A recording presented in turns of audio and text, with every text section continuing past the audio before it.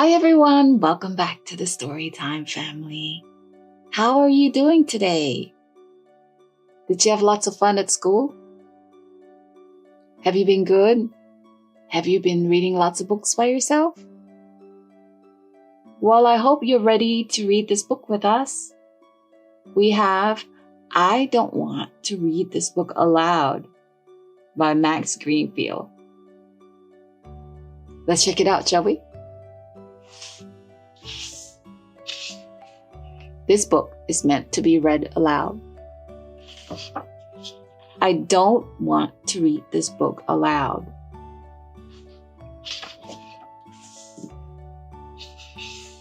Again, this book is meant to be read aloud. If it's okay, I don't want to read this book aloud. Again, I don't mean to be rude, but I'd really rather not read this book aloud. Thank you so much. Okay, for the very last time, I do not want to read this book aloud. I don't want to read it out loud either.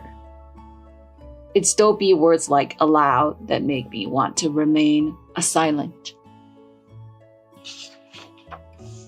Whose idea was it to read aloud anyway? It certainly wasn't mine. It wasn't my idea. I guess now is as good a time as any to address the elephant in the room. Hello, elephant. Hello. I think I know why you don't want to read this book aloud. And I think you know why, too. I think it's because you're afraid. No, duh. You know, they say elephants have the smallest brains of any animal, even smaller than cats and snakes. Maybe that's why they inexplicably spell their name using a F instead of an F. Hey, that's not fair. Next to going to the dentist, reading a book aloud is maybe the most terrifying a person can do. Here's a list of other things I'm afraid of. Elevators, bumblebees, purple vegetables, outer space, rodents, mummies, all of my teeth falling out. I don't totally trust the drain in the bathtub, but I'm not afraid of quicksand anymore. Also, my friend's older sister said she was scared of something called FOMO. But I'm not afraid of that and don't know what it means. Just thinking about reading this book aloud gives me a stomach ache. Any number of terrible things could happen. I mean, what if I lose my place? What if a random thought pops into my head and I forget where I was? What if a nearby volcano erupts? What am I supposed to do then? Start over? Just thinking about reading this book aloud gives me a stomachache. Any number of terrible things could happen. I mean, what if I lose my place? What if a random thought pops into my head and I forget where I was? What if a nearby volcano erupts? What am I supposed to do? Start over?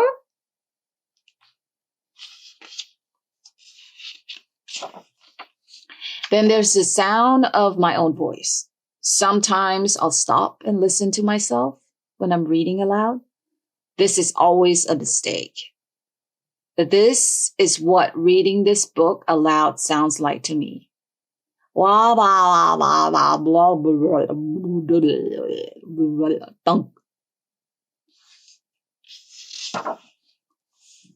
Aplomb. Aplomb is a word I've never seen before in my life. I'm not even sure how to pronounce a word like aplomb. What am I supposed to do when I'm reading a book aloud and I run into a word like aplomb? Do I just throw the book as hard as I can out the nearest window? Because under no circumstances am I willing to humiliate myself and admit to the whole entire world that I have no idea what an aplomb is, and I will not ask for help. I'll be happy to help. So glad you asked. Aplomb. Aplomb is a tricky word, but beautiful in its structure and usage. It means self-confidence or assurance. If I were to use it in a sentence, I might say, you are reading this book aloud with great aplomb. I'm never reading another book aloud again. Merely suggesting that I read this book aloud will forever be remembered as an unforgivable act. The only thing I'm thankful for is that this book isn't a chapter book.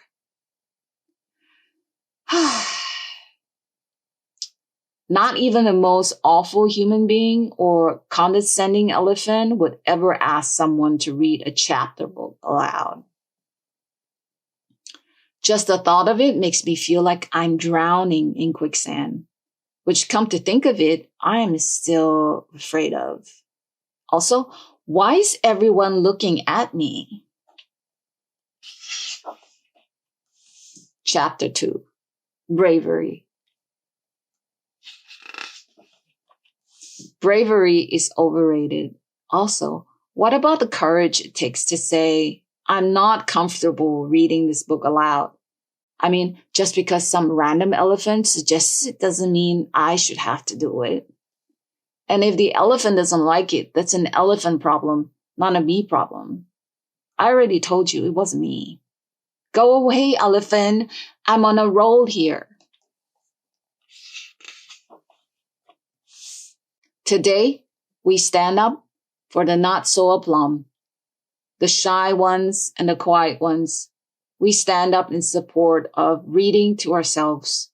And maybe instead of reading aloud, what we should be doing a whole lot more is listening aloud. Because if I can listen aloud to you and you can listen aloud to me, then maybe we can listen aloud to each other and let the aloud readers read aloud. Let them read so aloud that it can be heard from ocean to ocean and sea to shiny sea, because it isn't us against them or us against an elephant. This is about who we are and choosing when to use our voices once we've discovered them. After all, isn't the world already loud enough? Hold for applause. Thank you. The end. And that was, I don't want to read this book aloud. Did you like it? It's pretty fun, right? Well, I hope you're reading aloud to yourself a lot. If you'd like to own a copy of this book, the link to purchase it is in our description below. Thank you so much for joining us today. If you haven't, do subscribe and give us a like. And click on the bell for more stories like this. We want to see you back here again soon. You take care. Bye-bye.